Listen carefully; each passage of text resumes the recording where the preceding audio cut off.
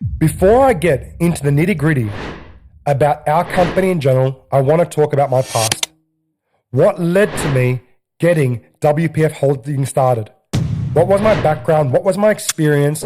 What were the things that led me to starting this firm? I was always business-centric. My parents always used to say that was what I was going to do because I was always willing to take some kind of risk, and at some point I thought everything was doable. To my detriment, I always felt that everything was manageable and that I couldn't fail. Obviously, life has taught me some really harsh lessons. If I can start with my first actual lessons, I used to run under 18s and nightclubs. With my nightclubs, I used to run them with a fake ID when I was 17 years old.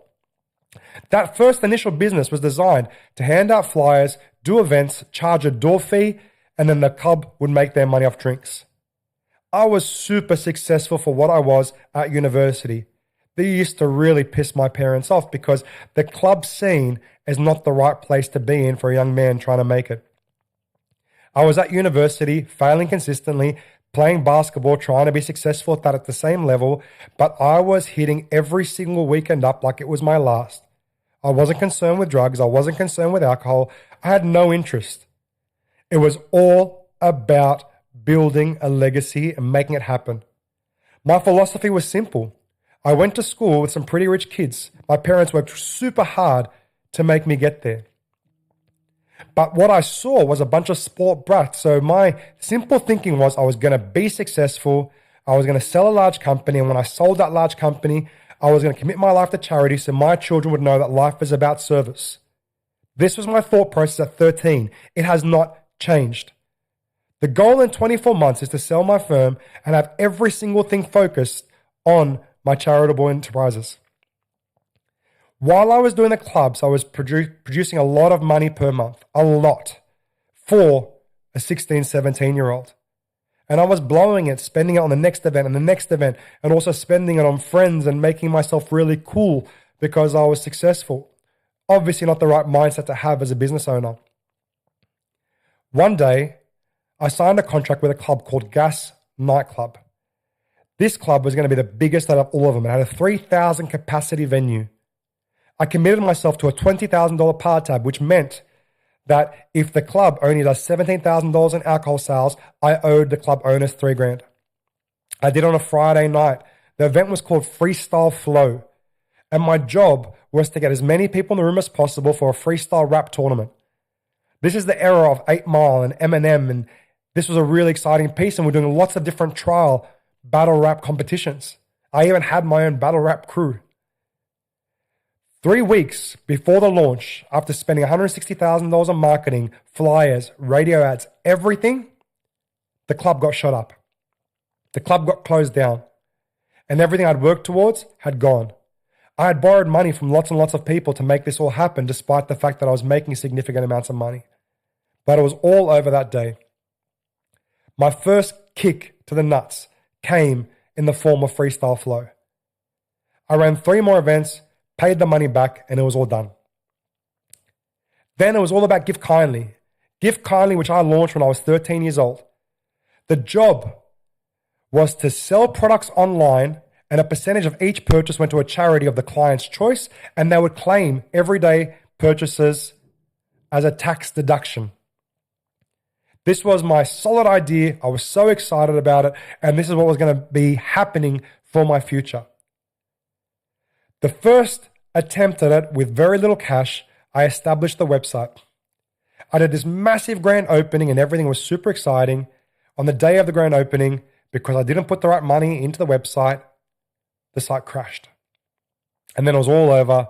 I didn't have the money to produce it back again. On the opening night, with all the traffic, it crashed. I then proceeded to try to launch Give Kindly 6 more times in my life and failed every single time. The last time with lots of money behind it, and the last time you can see how that journey went with the Sean Mike Kelly podcast I did a while back in the States. Then there was the financial planning company. This was the company that went super well. It kept growing and growing and growing and growing with the aid of my brother and sister. I had just recently fallen off a cliff skiing, shattered 2 discs, bulged out 4 discs. I was unhappy in the job I had in sales. I felt like I was selling something that was unethical. I was selling printer contracts and I was making lots of money doing it. The problem with that is each printer contract put clients on what's called a print management plan, and we knew the escalating costs of that print management plan would mean the client would no longer be able to afford it by the third year, and we could refinance them to sell a new package, making their future contract more expensive. I talked to my priest and I said, guys, I don't feel good about this. And then life intervened. I fell off a cliff.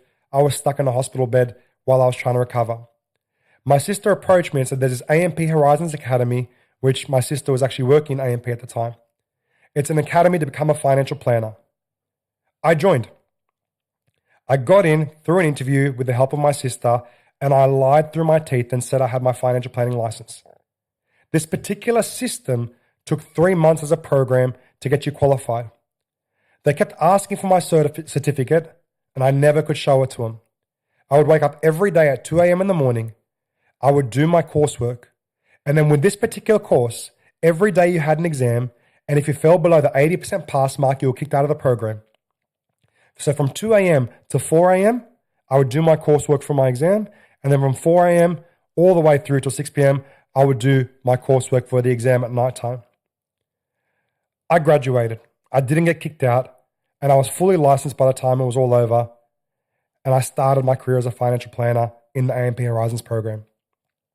With my previous sales experience, I launched a company called National Financial Advisors with my brother and sisters. We excelled.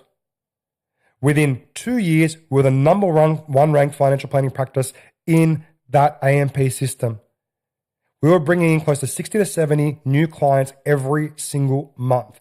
And we were servicing a part of the market called the millennials wealth accumulator stages. So essentially, we're helping young Australians get more profitable. Then what happened?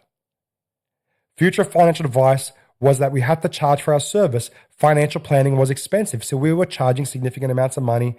And then we decided with the new laws and legislation, we were going to scale all the way back, make it cheaper. Our world was towards zero. That was our catchphrase. We wanted to get our expenses down to zero, which were quite high. Then we were approached by an investment group. These investors offered to give us lots of money to build back to what we once were and sell the registers back in their licensee group. We took their funds.